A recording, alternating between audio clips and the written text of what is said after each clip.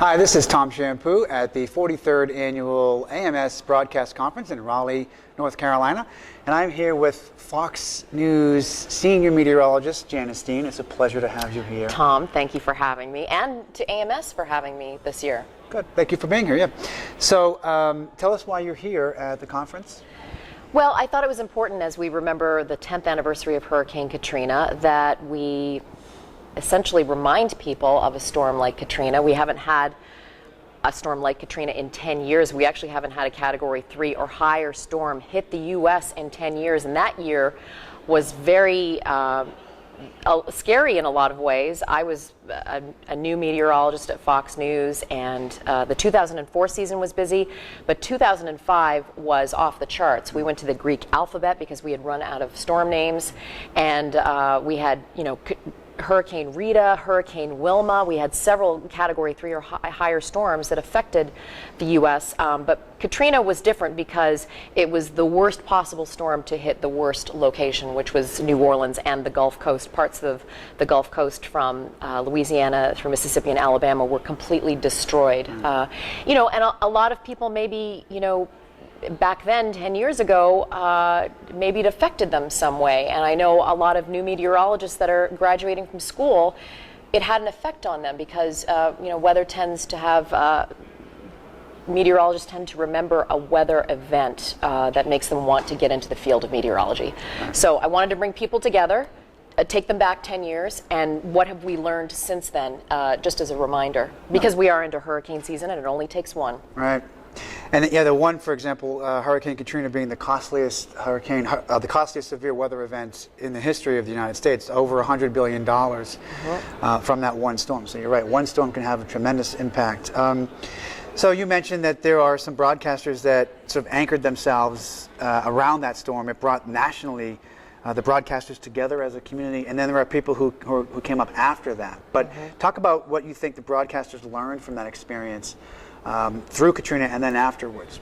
Well, it was such a tremendous storm. I mean, just witnessing, the development from the storm from a tropical depression in the Bahamas to a Category 1 that went over South Florida, and then it became a tropical storm, and then all of the atmospheric ingredients came together for this thing to intensify so rapidly. I remember going to bed one night and getting up the next morning, and it was a Category 5. It just blew up, and I remember being on air that day and saying, this is going to be in a textbook someday. It was just such a perfect looking storm and so huge in the Gulf of Mexico.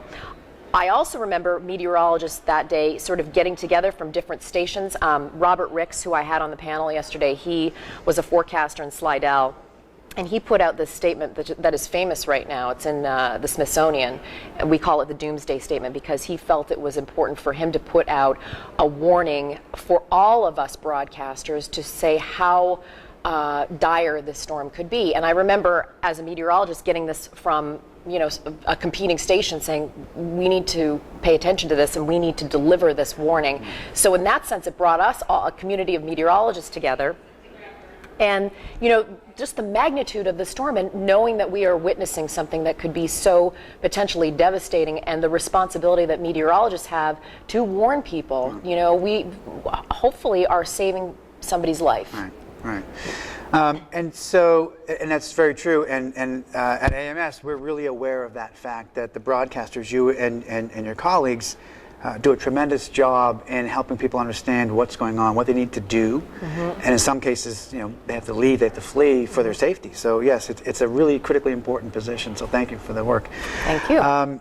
And so on the panel yesterday, you talked a little bit about, or one of the panelists talked about the changes over the last 10 years in the improvements in accuracy in forecasting. Do you see Katrina as ever being potentially? Well, we had Sandy.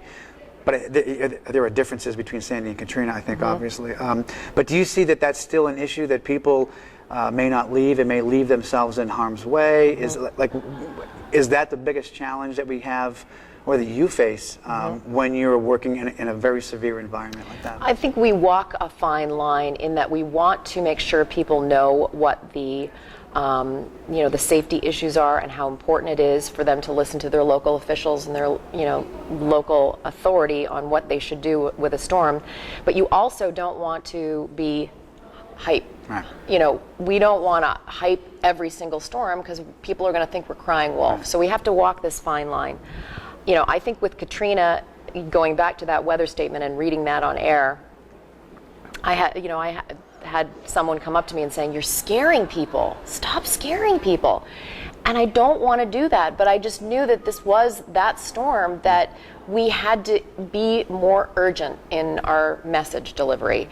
And when you talk about, forecasting, 10 years ago, our forecast was pretty good. We had a 2-day lead-up time to have people, for local officials to issue evacuation warnings.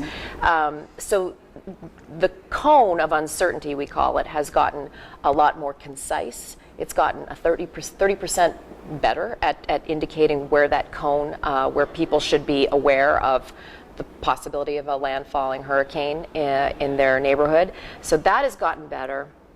But Katrina, it wasn't an issue of all of a sudden we woke up and it was, far to the left of the cone. We knew a few days in advance that this was going to be, potentially a devastating storm, right. At least 48 hours. And to me, that's enough time to, to try and right. get things done. However, my whole issue is be prepared before you have 2 days in advance.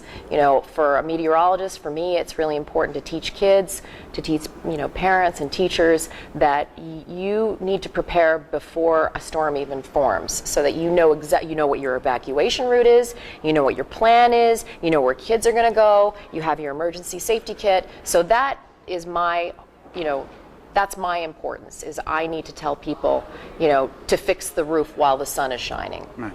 Well, that's great. Yeah. A couple of questions on a different topic, if I may. Mm-hmm. Do you want to talk about your books and Yes. and Freddie the Frogcaster? So Janice Dean is the author of soon to be 3 children's books with character Freddie the Frogcaster. Fantastic books. Thank so, you. Terrific job. And you want to talk more about that? Yes, absolutely. How much time do I have?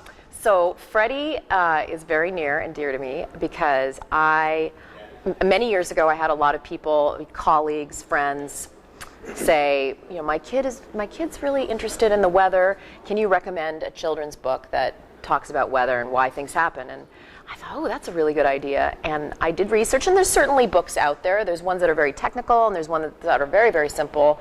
And I wanted to kind of get in between where I could talk about why things happen. What's a cold front? What's a warm front? What are some of the ingredients that you need for severe weather or hurricane? And have a cute character. Freddie loves being a frogcaster. His dad builds him a weather station out in the backyard. He's always loved weather, and he has his friends Sally Croker and Polly Waggins on the Frog News Network, who he looks to for their guidance in their forecasts. So Freddie has an interest in weather, and he likes to make sure that people are prepared for weather events. The first book was a thunderstorm, second was a blizzard, and of course, AMS living in Boston, all about blizzards. And then the third one coming out in July is a hurricane. I'm really proud of this one because, obviously for obvious reasons, we're remembering Katrina. We haven't had a major hurricane hit the U.S. People might be complacent. So again, that lesson of being prepared before it happens. Right. And an entirely different audience than we're typically reaching. The broadcasters aren't reaching kindergarten, first, second graders, but here you are with the book. So that's really terrific. I love it. One of my getting into this field, it's certainly I love being a broadcast meteorologist. I love being at Fox, but the most rewarding part of my career has been writing these children's books and going out to schools and teaching kids about weather because, they're curious. Kids are curious and they're excited about weather. They're excited to find out why things happen. And I think if you tell them why things happen and explain it to them, it can take the scare out of a potentially, extreme situation that might happen. Oh, well, thank you very much. Thank you. Again, this is Tom Shampoo with Janice Dean, senior meteorologist at Fox News at the AMS Broadcast Conference. Thanks for having me. Thank you for being here.